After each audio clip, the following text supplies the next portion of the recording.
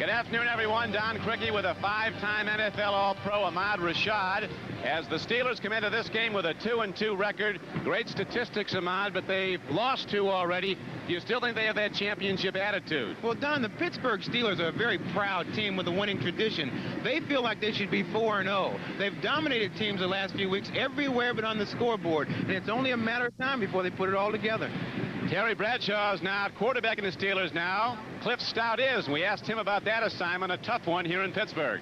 Well, it's not an enviable position for any quarterback to be in. Terry's been a great quarterback here, had a lot of great success, and it's tough to fill a pair of shoes like Terry Bradshaw's. What I have to do is just kind of ignore the things he's done in the past, relax, and try to play my own football game and develop as a quarterback the way Cliff Stoudt, play the game the way Cliff Stoudt would like to play it, and not try to play Terry Bradshaw's football game out here. There have been changes in the Oilers organization, and now Gifford Nielsen quarterbacks Houston. We talked with Gifford about his assignment and a tough job ahead. Well, I feel good about my abilities to lead the team. It's been kind of an up-and-down career for me. I've had a lot of quarterbacks come through.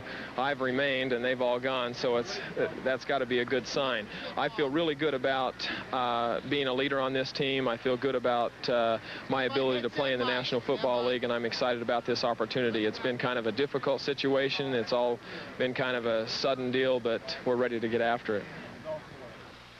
And we're ready to kick it off here at Three Rivers Stadium. The Steelers have won the toss, and they'll be receiving. There's the kickoff man, Florian Kemp, for the Houston Oilers. Back deep for the Steelers, a couple of rookies. Tim Harris, 43, and 44, Henry Odom. The Steelers leading the National Football League in rushing, 223 yards a game. The Oilers are 27th in defense against the rush, so there's a big overmatch there favoring Pittsburgh. Kemp is into the football, and he drives it into the end zone. Henry Odom 5 yards deep, downs the ball for a touchback. It comes out to the 20. 1st and 10 for Houston, or for the Steelers, as the Steelers send out their offensive unit. Cliff Stoudt is the quarterback. Bradshaw still troubled by the arm that required surgery in March. His right elbow still a problem. Waller Abercrombie, a breakaway back from Baylor. And Franco Harris, the record setter, is the fullback. John Stallworth is back in the lineup as a wide receiver. Calvin Sweeney is the other. Benny Cunningham, who's close to 270s at tight end. The offensive line has been absolutely brilliant with Peterson, Wolfley, the All-Pro Webster, Corson, and the veteran Larry Brown. 1st and 10. The Steelers go to the run. Abercrombie breaks into open field. He is ahead for a gain of 14 yards and a Steeler first down. Carter Hartwig moving into free safety. Replacing the injured Mike Reinfeld made the stop for the Oilers. Defensively, the Oilers across the front have Bob Ham, Mike Stensrud, and Jesse Baker. Ham, a rookie from out of Reno. Linebacking core, Riley, Bingham, Abraham, who might be the best this year in Brazil, who's a 7-time All-Pro. Makeshift secondary because of injuries. Kay and Tullis, the corners. Hartwig goes to free safety. And Keith Bostic, the rookie from Michigan, is the strong safety. On 1st down, Franco Harris turns upfield, and Harris runs ahead. He's across midfield and down to the 49-yard line of Houston. So the Steelers open it right up, Ahmad. A 15-yard gain by Franco, and that poor defense against the run is showing. Right here, you see what the Steelers are they're doing what they do best. Franco gets outside, makes a fine move down here, little stutter steps, buys the back, and gets 3 or 4 extra yards. Between Abercrombie and Franco Harris, I think Houston's going to have their hands full all day. They can both move it out, both running with excellent per carry averages. We'd like to apologize to those of you seeing this game who were expecting to see the Washington Raider game. A telephone company line switch. They're working on connecting that correctly, so you'll get the game you're expecting to see. Right now, the Steelers have the ball. Franco gets the call again, and he gets nothing as Robert Brazil, the outside linebacker, 7 straight years in the Pro Bowl, comes up to make the play. And over the years, the Steelers have so much respect for Brazil, 52, Ahmad, that they run to the other side. They don't go over to that left side. No, I think he's proven over the years that he's one of the top linebackers in the league. It's interesting now that they bring him out on pass situations. It's a game of chess. More and more switches as different people come in on offense and defense on a long yardage play. It's now 2nd down and 12. Steelers with the ball at their 48-yard line. No score in the first quarter. Stoudt takes a look, and there is the big rush.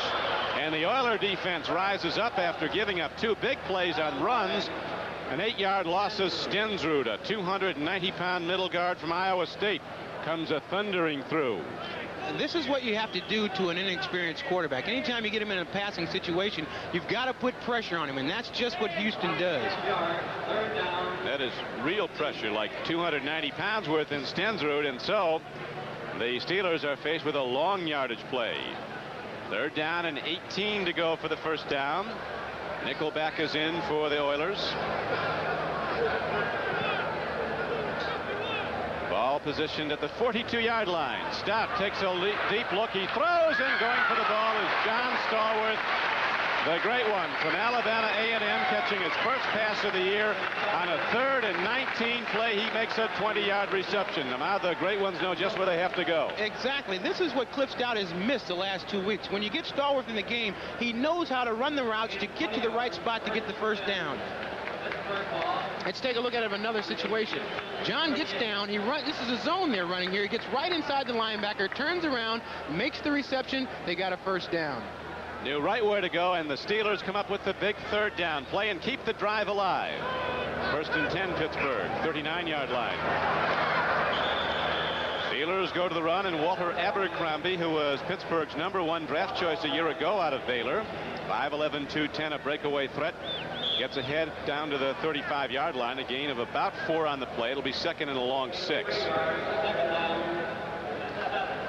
It was a sunny, bright day at the outset. Now it's overcast in Pittsburgh. It's a warm day, though, temperature in the 70s. And as you see the numbers, they're so impressive for Pittsburgh with its running game. Over 223 yards a game, #1 in the NFL.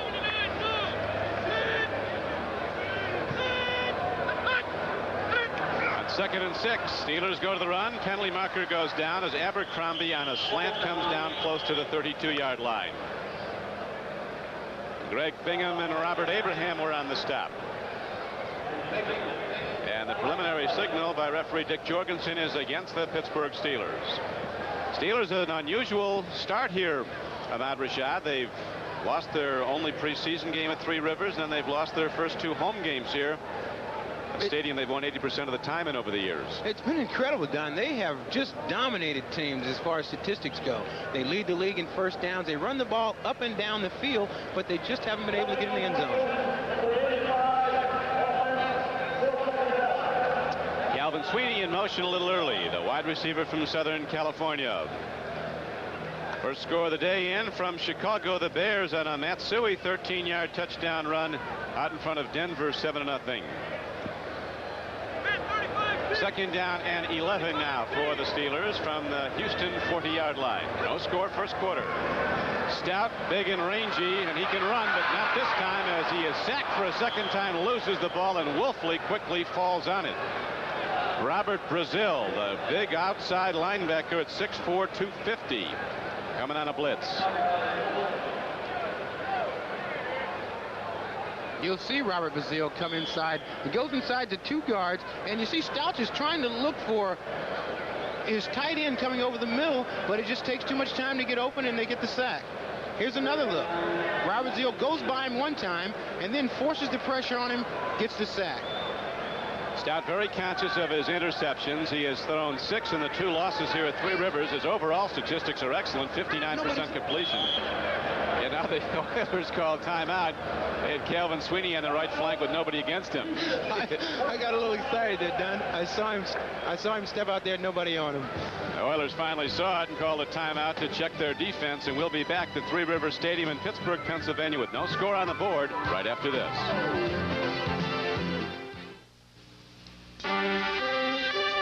Three River Stadium, Don Criqui with Ahmad Rashad. Steelers have been moving the ball with some big plays, but the Oilers have come up with some good defensive efforts. And they're in the game right now. You know, this is the type of game with both these teams running the ball so much. It's going to be a while before one team gets in to score.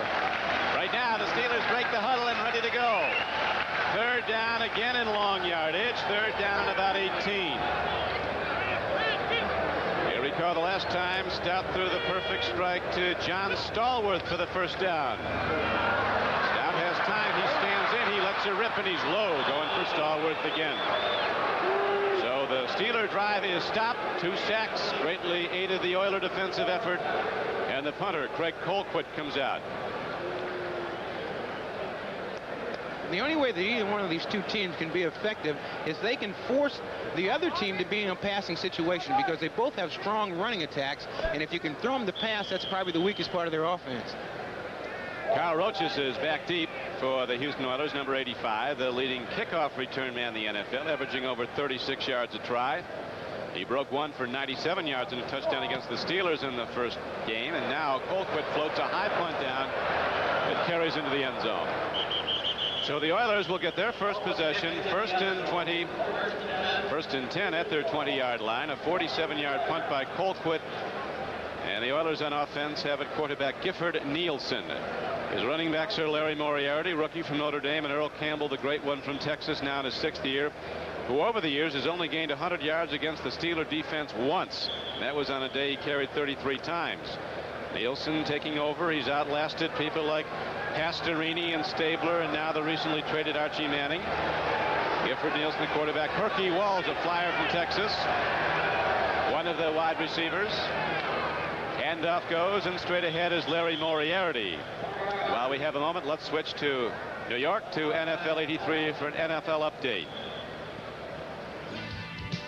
Thank you, Don. Moments ago in Chicago, Jim McMahon at quarterback, not Vince Evans as some thought. 52 yards to Matsui. The next play, Suey took it in for the score. So just like that, 7-0 Chicago. Back to Don and Ahmad. Thank you, Len. Bears needed that. They've had rough going. They had big Mike Ditka punching lockers last week in Baltimore. Now, on 2nd and 6, the ball is carried. The ball may have been fumbled. Steelers think they have it, Ahmad. Mike Merriweather was quickly on the football, but it was blown dead. So the Oilers keep it and have 3rd down and short yardage coming up. In talking to Tony Dungy yesterday, he's a defensive coach for the Pittsburgh Steelers, they wanted to go aggressively at Houston and try to force them to pass.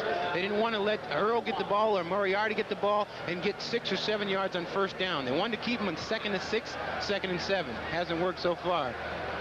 Not yet. It is 2nd down now, or 3rd down coming up in 1, with 2 rookie tight ends in the game, Chris Dressel and Mike McCloskey.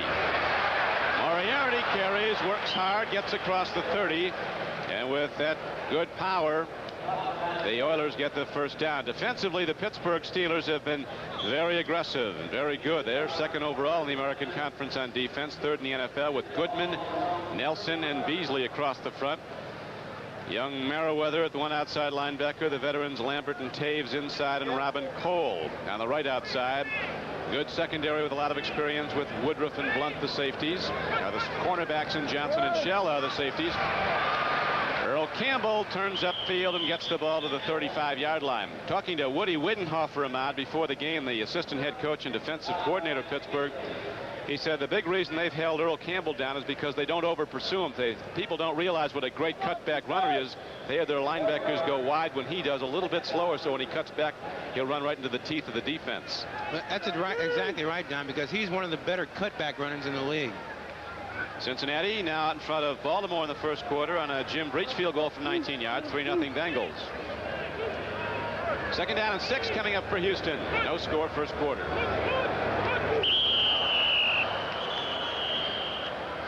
Big Edmund Nelson in his 2nd year from Auburn might have left early, 64. He's starting for the injured Gary Dunn, who's due to be back today. Dunn is in uniform. Let's see if we can catch Big Edmund leaving early. You'll see him in the middle of your screen, number 64. He gets off just about a half a count in front and couldn't get back in time. Just a tap, but they caught it. When you tap it that big, I'm sure it's a big collision up there. Big Edmund is a big guy.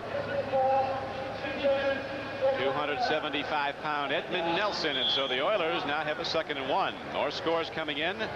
The Redskins have moved in front of the LA Raiders on a 2-yard run by John Riggins. Green Bay leads Tampa Bay 7-0 on a punt return by Phillip Epps of 90 yards. Running with the ball for Houston is Larry Moriarty, and on 2nd and less than a yard, he works his way and cuts outside and gets to the 45-yard line. John Goodman and Mike Merriweather on the stop. Nielsen's an interesting guy, Ahmad, as you know. Very astute quarterback, very bright, very confident. He said it's taken a while to get his chance. Gifford now in his 6th year in the NFL out of Brigham Young. Last week against Buffalo, he got a start, had a great day. 66% of his passes he hit. Had a 92.5 quarterback rating after that game. No interceptions. You see his numbers. He's had some sacks, though. That's his problem. That has been a big problem. He holds on. Moriarty gets a swing pass, and again the Oilers come out with a big gainer, an 11-yard pickup and a first down for Houston. Lauren Taves finally ran Larry Moriarty out of bounds. Larry Moriarty really compliments Earl Campbell very, very well. As you saw the play before, he picks holes very well in the run. He's a good receiver out of the backfield. He's a former bodybuilder. And he comes from a good football background. His mother is a niece of Art Rooney. He's got some Pittsburgh Steeler roots, Larry Moriarty, now to Santa Barbara, California. Drafted in the 5th round. The first time they saw him work out, they felt that they had something was going to be real good. That was his first pro reception, Larry Moriarty. 1st and 10, back to the run, and Earl breaks it. Campbell gets wide and gets outside and down to the 33-yard line.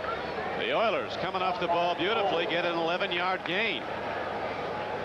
Morris Towns and Mike Munchak on the left side. You see Moriarty, he gets through, gets the lead block. Earl Campbell kind of skips through the line of scrimmage, and if he had his feet about him, he would have gave those defensive backs some trouble. Interestingly enough, talking to the Pittsburgh defensive team, they'd rather Earl breaks off a 15-yard run than kill him with the 6s and 7s all day long. You don't want to see too many of those 15-yard runs, though. About 3 of those, you're in the end zone. That's right. 1st and 10. Oilers moving the ball well. Back to the run. They go to Moriarty, and the Steelers shoot the gap. Merriweather, the 2nd-year linebacker from Pacific, a 3rd-round draft choice a year ago, filled and made the stop. That's Mike Merriweather. New England's gone in front of San Francisco 6-0. Steve Grogan, the leading passer in the American Conference, throwing to Derek Ramsey for 30 yards and a touchdown. Missed the extra point. First quarter clock here at Three Rivers, so it's 5 minutes and 30 seconds to play. Eddie Biles, in his 3rd year as head coach of the Oilers. They haven't changed their game plan. They've not sacrificed to acquire players for draft choices for some easy wins. Gone the other way. They're building for the draft again. Now they go to the run. Kraft is stopped. Donnie Kraft, number 40 in the game. On a delay is stopped by big Tom Beasley, number 65. The offensive line for the Oilers has a lot of thrust and a lot of talent. Harvey Salem at the right tackle spot, a rookie from California. 74, the right guard, Bruce Matthews, the number 1 draft choice, one of the best players coming out of college football this year. David Carter, the center. Munchak and Morris Towns on the left side. New look on defense now as the Steelers look at a 3rd and 11 play coming up for Houston. Keith Willis, Gabe Rivera in the lineup. Nielsen stops, looks, throws, and gets it away. Intercepted by Donnie Shell. Coming hard on the play was number 92, Keith Gary from Oklahoma. He forced Gifford Nielsen to throw, and Donnie Shell caught that lofting fly ball. So the Steeler defense comes up with a big play, stops the Oilers when they were moving the ball nicely, and Pittsburgh has it when we come back to Three Rivers Stadium.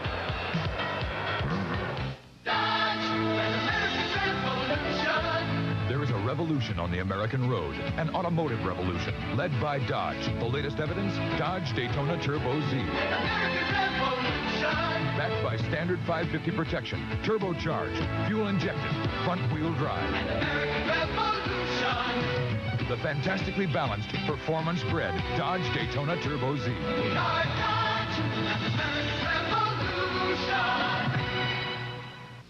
This is the place for the real taste of beer. Play cool. Pabst is the place. There's just no doubt about it. I think there's more flavor to it than other beers. I think Pabst is good beer. Pabst is the place. Your good friends all around you for the real taste of beer. And all the good times you have here. You know it's always going to taste good. That's what counts. For the real taste of beer, Pabst is the place. Moments ago in Washington, after a big Curtis Jordan interception of Jim Plunkett, John Reagan stretches out, takes it in. The Redskins take the 7-0 lead over Los Angeles. Let's go back to Pittsburgh now. Ahmad, let's take a look now as we see Gifford Nielsen under the gun. Ron Johnson coming from the strong safety. This is a perfect blitz situation. You'll see Ron Johnson come here. Nobody picks him up. Gifford doesn't want to hold on to the ball, so it looks like he's trying to throw it away. But instead of throwing it away, he gets it downfield to Donnie Shell. So the Steelers get it back, and they go to the run, and Franco Harris responds on a 1st and 10 carry from the 8-yard line. He gets the ball out close to the 13. Franco needing about 84 yards a game the rest of the way through the final 12 games to eclipse Jim Brown's all-time rushing record if he's to do it this season. Going into the game, Franco was 1,004 yards behind Jim Brown. He went past our friend O.J. last week. Franco has been drinking from the fountain of youth. He's playing as good as he's played his entire career, and this is his 12th year. Well, he's very optimistic about this team, as you know, Ahmad. He thinks they can go a long way, and of course the impending record, breaking that all-time record, certainly is a spur on also for one of the great players in the history of the game. Abercrombie turns to the outside, and a good open field tackle by Carter Hartwig saves Walter Abercrombie from going a long way. You got a chance there to see a little bit of Walter Abercrombie's speed. He bumped into the middle of the line, bounced outside, and picked up the first down. Abercrombie came into the game averaging 4.4 yards a carry. Here you'll see he can't find a hole in the middle. It's kind of all plugged up. He bounces off his own blocker, and he turns on that speed and gets up and gets the first down. Good open field tackle by Carter Hartwig on the play. A gain of about 4, so it's going to be 3rd down and 1. They didn't give him the first down. No, they did not. Marked it back beyond it. This time they go back to Abercrombie. Walter Abercrombie seemingly was stopped, and he shot through the gap. He gets ahead, and the Steelers have a first down. Again, Hartwig was on the stop. Great balance. Watch this action coming down the line of scrimmage. This is where it all starts. You get an offensive line that fires out like that, opens up the hole. A good back like Abercrombie, he gets stopped one time, keeps his feet, and powers ahead, and this time he does get the first down. Does indeed. Walter Abercrombie gets the ball out to the 25-yard line. A 210-pound runner with the breakaway speed, number 34. John Stallworth goes in motion. Right back to Abercrombie. Oilers must be, the Steelers at least think the Oilers are keying on Earl Campbell because Abercrombie's been getting a lot of work here in the first quarter. 2 minutes and 10 seconds to play in it, and still no score on the board. It's interesting that we've gotten a chance to see 4 excellent backs. You can't key on Franco Harris because you do have a Walter Abercrombie. And on the other side, Earl Campbell and Larry Moriarty, you can't key on either one of those guys. Already Abercrombie's having a good day. 5 carries, 33 yards. And here comes Franco on 2nd down and 5. He's not going to get much as the Oiler defense strings out. Carter Hartwig, who, as we mentioned, moved over to free safety for the injured Mike Reinfeldt, again comes up to make the play. They really miss Mike Reinfeldt, too. He's been the guy that's called the plays in their defensive secondary for the last 5 years, and a great football player. One of the leaders. Now they got a lot of young guys, and they're in a little bit of trouble in their defensive backfield. That is a tough one, as Nielsen told us before the game. Ahmad, Gifford quarterbacks the offense, but really Mike Reinfeldt's been quarterbacking the defense for Houston. Now it's 3rd down and 4.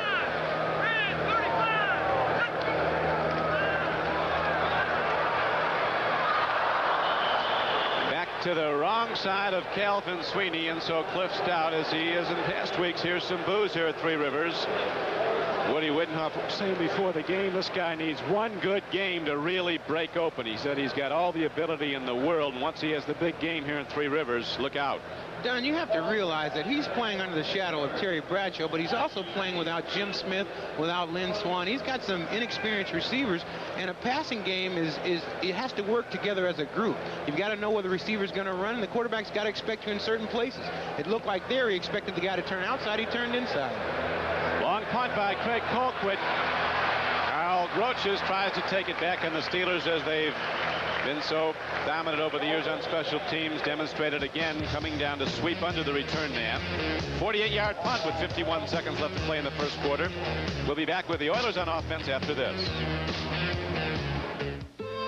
For the first time in his life, he's struggling, having a hard time in math. He needs help. He can get that help with the home computer from Texas Instruments. It has more educational cartridges than any other computer. They challenge, encourage, make learning fun. The home computer from Texas Instruments. It can give your child a head start in school that could last a lifetime. 30. Every 6 months, American Airlines pilots fly thousands of miles. Yeah, let's try it in daylight. Without ever leaving this room. A flight simulator at the American Airlines Flight Academy. Captain Jim Roberts has been with American 18 years, but he still comes back here twice a year. We taught Captain Roberts a lot, but some things we didn't have to teach him. Hi. American Airlines, doing what we do best. The sun has broken back through over Pittsburgh, Pennsylvania. Don Criqui with Ahmad Rashad back at Three River Stadium, where there's no score in the first quarter. 51 seconds to play, and Oilers with their second possession. They moved the ball very nicely the first time they had it, but then an interception by Donnie Shell stopped the drive. Now Gifford Nielsen with a 1st and 10 play from his 29. Earl Campbell, the lone setback. Campbell takes the ball across the 30 for a gain of only 2 yards tops. Edmund Nelson and John Goodman on the stop for the Steelers. And Don, that's exactly what the Steelers want to do. They want to keep Earl from getting 6-7 yards on first down and try to put Houston into a passing situation. Steve Dills doesn't have Ahmad Rashad to throw to anymore, but he has Sammy White, and he just hit him from 43 yards out for a touchdown. The Vikes leading the Cowboys 7-0. Baltimore has just scored on an Alvin Moore touchdown run of 9 yards, 7-3. Baltimore over Cincinnati. Gifford with a good fake, gets some time. Nielsen on the run now. There are blockers out. He throws on the run and gets a man coming back at the ball. Tim Smith, who's having such a spectacular year. That was his 24th reception. Came into the game tied for the AFC lead. And for good numbers, 18.5 a catch. Tim Smith is making his presence known in the National Football League. He ran a great route. Anytime a quarterback has to scramble around like that, the first thing a receiver wants to do is come back to the ball, and that's exactly what he did, just like a seasoned pro. How do you know when the quarterback's in trouble when you're running a long down pattern looking at the defender? You have a timing mechanism in your head that you know when the play's supposed to break. No football there. There must be trouble back upfield. That's right. Now it is 1st down and 10 for Houston. They get a 1st down on the play. They go to Campbell, and Big Earl at 5'11", 235 pounds, ends the first quarter with a run ahead across the 45-yard line. The gun sounds, and the first quarter ends with the score. The Pittsburgh Steelers nothing, the Houston Oilers nothing. We'll be back. Car's running great, honey. Right. Hey, the blimp's behind you. Hey, good way to put it. No, it's for real. Well, it's real enough for me. I haven't had a lick of trouble since I got that tune-up at Goodyear. And you know, they've got over 1,300 service stores coast to coast. So you see, the blimp's behind us wherever we go. Hey, the blimp's behind us! Good way to put it. Get the blimp behind you. Come up to Goodyear. Do you have anything in aviation? The Army's most technical training Are there any openings in communications? is also the Army's most popular training. I'd really like computers. So it pays to have a reservation. Electronics. If you qualify, you can get a guaranteed reservation for the training you want up to 12 months in advance, even if you're still in high school. All that you can be. We'll see you after graduation. That's great. Thank you. Congratulations. Feeling fit feels so good. I'm Susan Anton. Fitness that feels good by day needs firmness that feels good by night. Top comfort, deep support. You get both in every Serta Perfect Sleeper. You see, only the Serta Perfect Sleeper has the total suspension system. It's a new dimension of total support and comfort to give you a great night's sleep. Perfect Sleeper by Serta. It's a healthy investment in yourself. Mike Munchak, a native Pennsylvanian from Penn State, working for the Oilers against Jack Lambert. Don, this is run blocking. You see Munchak fires off the ball and puts a perfect block on one of the best linebackers in football. Big Mike from Scranton, Pennsylvania, and they say if he's not already, he's going to be perhaps the dominant guard in all pro football. He's that good. Downfield throw, a timing pattern. Smith was running an out pattern, and the ball was thrown long. Now while we have a break in the action, let's go back to New York and NFL 83. Okay, thank you, Don Criqui. In Cincinnati, here come the Colts. Another Arizona State product. This is a rookie, Alvin Moore, and 9 yards as the Colts took the lead 7-3. Back to you, Don. Thank you, Lenny. That Baltimore team is a good football team. They're young, they make mistakes, but they're very aggressive. And if anybody had their doubts about Frank Cush being able to mold a winner, I think it's being answered right now. It's not a bad club at all, Ahmad. And they're playing very, very well, Don. But the mark in this National Football League is to be able to play well in November. Down the stretch, that's where they go into the playoffs. Here's a throw, and the pass is caught by Tim Smith, coming back at the ball. The Houston banker in the offseason from Nebraska. He was a third-round draft choice. Hadn't done much until this is 4th year, and he's had some great days. He's starting to have another one. He's one of these receivers that just works and works and works to get open. Here you'll see him get by the man that's right on his nose, does a little reverse spin, works, gets open, and gets the first down. That's something we're seeing more and more, Ahmad, something you did very well as a player. Instead of trying to dodge the guy blocking across me, you hit him and get away. You got to be able to ricochet off the guy. 1st and 10 Oilers, no score, 2nd quarter. The Tyler Rose is swept under. Again, that Pittsburgh defense timing, waiting for the cutback. It came, and Edmund Nelson was there to knock down Earl Campbell. Loss of 2, 2nd down and 12. The scores keep on rolling in. Seattle has moved in front of Cleveland on a field goal by big Norm Johnson. San Francisco on a Joe Montana to Russ Francis 8-yard pass has gone in front of New England 7-6. Philadelphia in front of Atlanta on a run by Ron Jaworski of 8 yards. Ken Anderson just threw to Emil Harris for 3 yards. It's 10-7. Cincinnati's gone in front of Baltimore. 2nd down and 12. No score.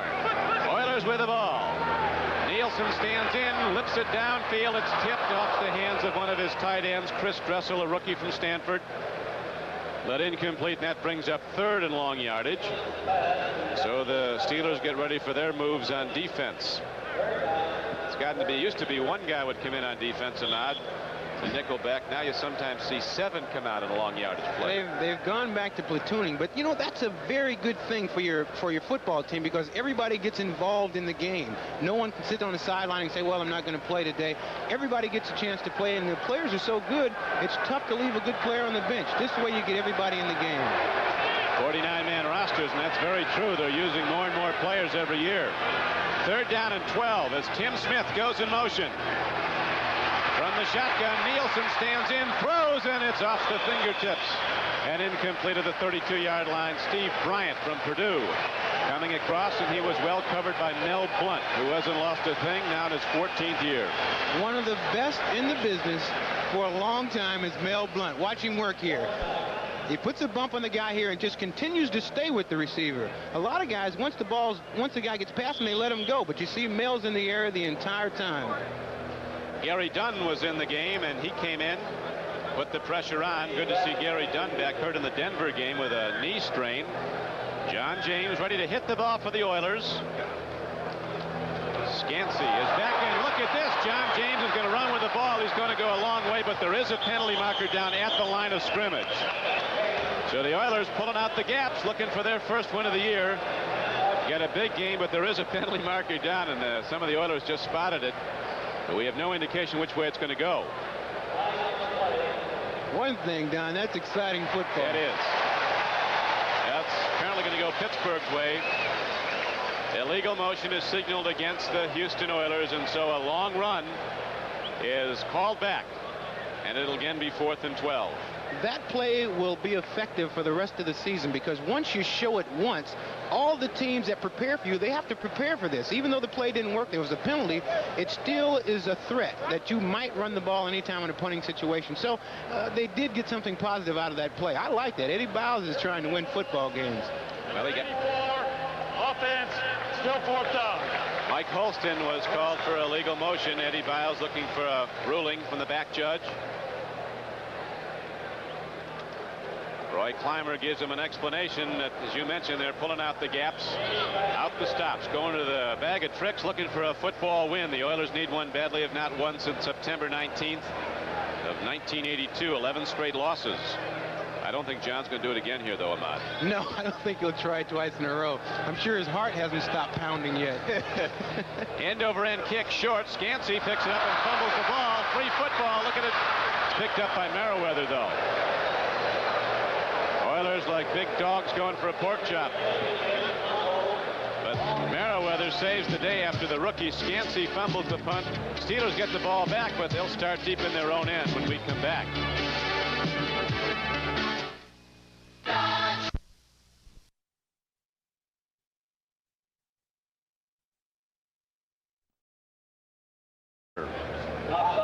Takes the ball ahead. It's going to bring up 3rd down and 2. More scores coming in. Minnesota now leading Dallas 7-3. Rafael Septien hit a 45-yard field goal for the Cowboys' first points, and Cleveland has tied up Seattle on a Matt Barr field goal, the former Pittsburgh kicker. 40-yard field goal by Matt Barr. Cleveland ties the Seattle Seahawks. 3rd down and 2 for the Steelers. There's no score on the board with 11:50 to play in the first half. Frank Pollard on a counter play, slants across it and gets ahead for a Steeler first down. 3rd down and 2 is absolutely nothing for a team that runs the ball as well as the Pittsburgh Steelers. Mike Webster in the middle controls the entire middle of that line. And anytime they need 2 yards, it's like they wear this proudly. You watch them fire up the ball here, and they're for certain that they're going to get this 2 yards. They get more than 2 yards. Again, it was Abraham, 56, coming across. The Steelers get the first down to their 35-yard line.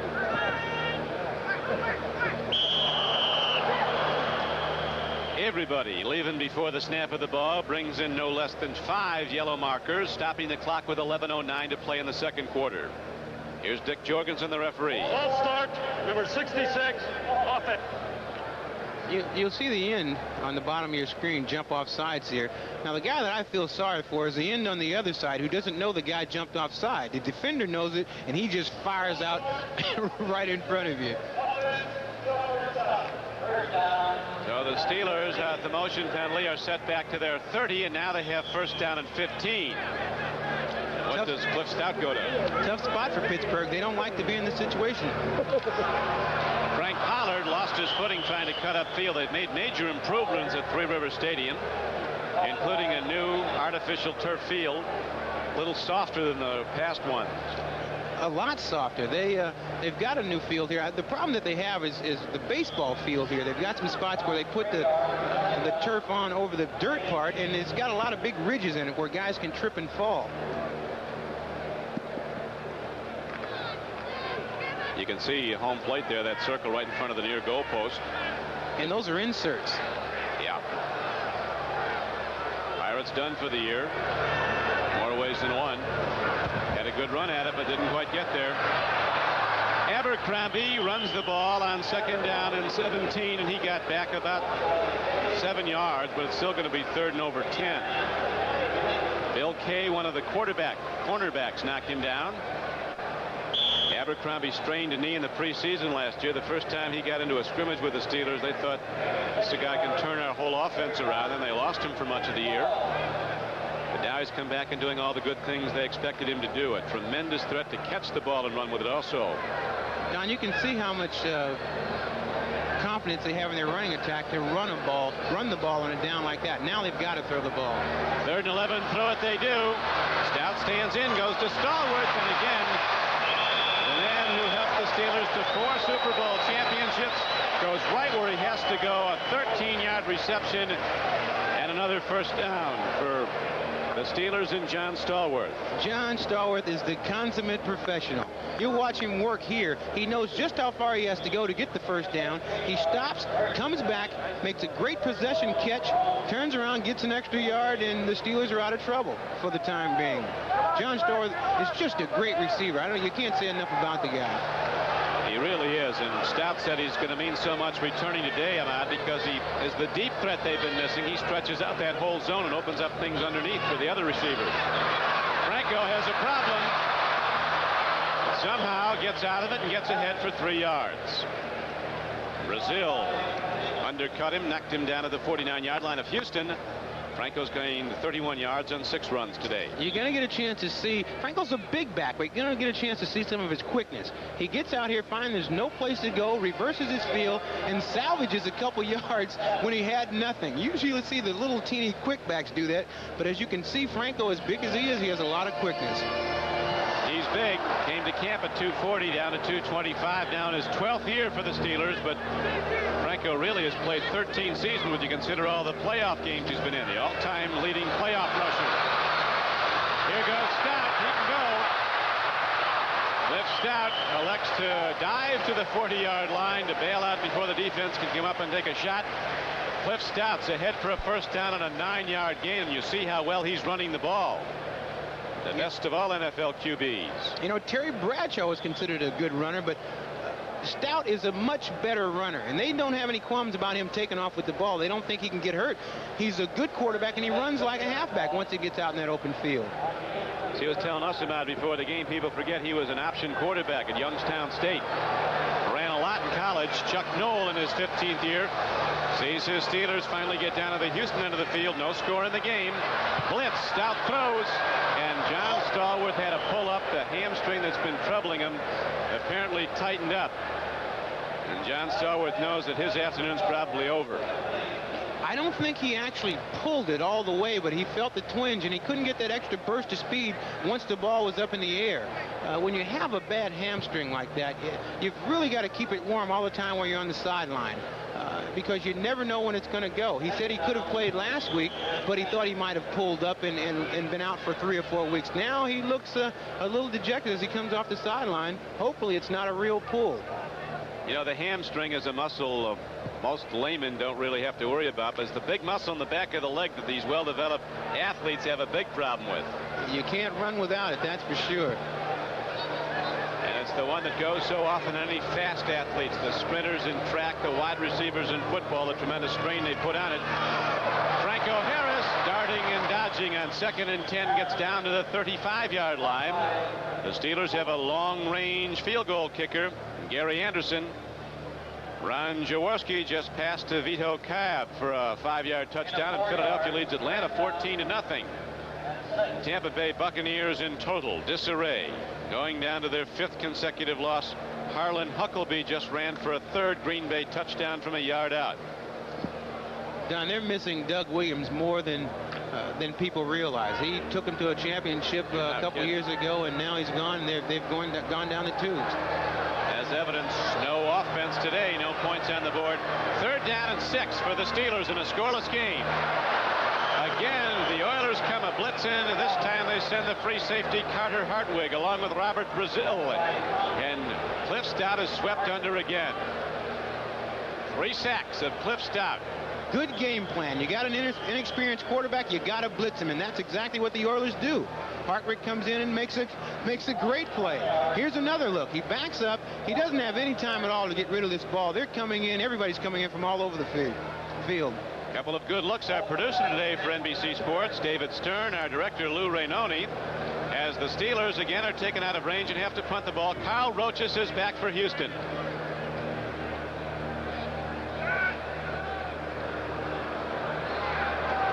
The Oilers have had problems generating a pass rush. Colquitt has a problem getting a punt away of any distance, but he does hit a high one that forces a fair catch from Rochus. A 27-yard punt, and the Pittsburgh Steelers send their defensive unit back out with still no score. With a hamstring injury, John Stallworth returned today, made some big plays for the Steelers, but now Ahmad Rashad back on the bench, the hamstring acting up. John, it's one of the toughest injuries that you can get as a receiver, because you've got to be able to run. While you're sitting there, it feels well, but once you try to get up and put something on it, you got to be careful that you don't snap it, or you'll be out for a couple months. The Oilers go to the run, and Larry Moriarty, the 235-pound rookie who's averaging 7.3 yards a carry, he doesn't get the ball a whole lot 20 times coming into the game, but when he does, he can go with it. Had one 80-yard run against the Raiders. Moriarty gets ahead for a gain of 4 yards before he's brought down by John Goodman. He's like a B-1 bomber once he gets a hold of that ball. Moriarty, despite his size, 235, was one of the fastest players in the Notre Dame team last year. They clocked him in 4.5. I wouldn't want to tackle him. He's the up back, blocking now for Earl Campbell, and a good defensive play again by Goodman and Beasley. And Bob Coors coming in from a linebacker position, number 90. Goodman, they feel, has the most athletic ability. There's John Goodman, of any defensive lineman they've ever had as far as speed and power. He's 6'6", 250. And they're waiting for him to become a great one. He was drafted in the second round from Oklahoma. He's gotten better and better, but they've never had a lineman this fast in Pittsburgh. And they've had some great ones here in Pittsburgh. Joe Green for one. L.C. Greenwood for another. White, Mad Dog White. The list goes on and on. Pitch back. And Earl Campbell is swept under by the black shirts. Steeler defense gets all the more fired up when they see 34 running the ball for Houston. They like to go after the great ones. Rick Woods came in. He was one of the first to hit him. You're going to get a chance to see that great Steeler pursuit here. First of all, they almost get him in the backfield. Earl makes a good move to get out of that grasp. Then he tries to get around the end, and he's just swarmed by black jerseys. They play, the Steelers play defense as a group as well as anybody. 7 carries now, Ahmad, for Earl Campbell, and his yardage is down to 16 total. They've been very successful against Earl Campbell in the past. Held him to 44 in the first meeting. The punt downfield by John James, and a fair catch is signaled for and made on a diving catch at the 50-yard line. And so Scansey, the rookie, Paul Scansey, comes up with a fair catch. Steelers get back the ball, and still we have a scoreless game here at Three Rivers Stadium. The Steelers have been just about unbeatable in Three Rivers Stadium over the years since this building opened 14 years ago. The Steelers have won 80% of their home games at Three Rivers, and against AFC Central rivals like Houston, they've won almost 87%. That's called domination, I think, Don. But today it's been the Houston Oilers staying right with the Steelers. A much more aggressive defensive effort by Houston. It's a scoreless game. Stoudt throwing a home run. Ball man is open. Calvin Sweeney, and he is free to the ball, but there's a penalty marker down. Bill Kay, the cornerback, is called for interfering. And the Steelers will have the ball first and goal at the 2-yard line. And those are the kind of big plays that the Steelers have not had in the last 3 or 4 games. Here you'll see the defensive back. He's not playing the ball. And just before the ball gets there, it's almost kind of like face guarding, which is you've got to play the ball. Once the ball is up in the air, both the defender and the offensive receiver have a chance to catch the ball, but they've got to play the ball. Defense. First down. You only get 1 bump, and that's within 5 yards. That is very true that Bill Kay got his second bump 50 yards downfield. And so the Steelers now have the ball pretty much point-blank range, 4 downs, and they're at the 2-yard line. Still, though, no score with 3:47 to play in the first half. Don Criqui with Ahmad shot. Three Rivers Stadium as the sun now shines brightly. The Steelers send Pollard in motion. Go to Franco Harris. Puts his head down. He's down to the goal line, but no touchdown signal. Didn't break the plane. So it's going to be 2nd and goal after Franco got about 1.5 yards. 1.5 tough yards. The yards get extremely tough inside that 5-yard line. A lot less area for the defense to guard.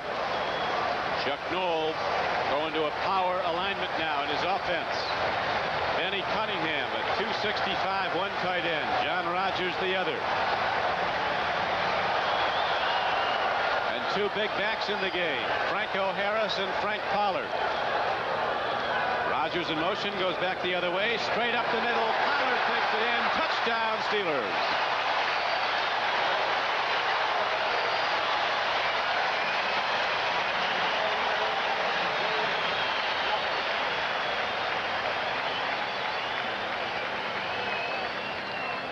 I don't think there was many things going to keep the Steelers out of the end zone. Here you'll see Pollard on a flyover. He just takes the ball, and this is all desire. Jumps over, gets in for the touchdown. So the first points are on the board after we've played almost the first quarter and almost the first 2 quarters. 3:17 showing on the first half clock. The extra point is up and good. Mr. Barr, Mr. Anderson does the number, and it's a 7-0 game as we watch Frank Pollard go over the top and score the game's first touchdown. For the first score of the game, Frank Pollard at the top, 1 yard away, and the extra point by Anderson is good. He now kicks the ball off as Pittsburgh leads 7-0.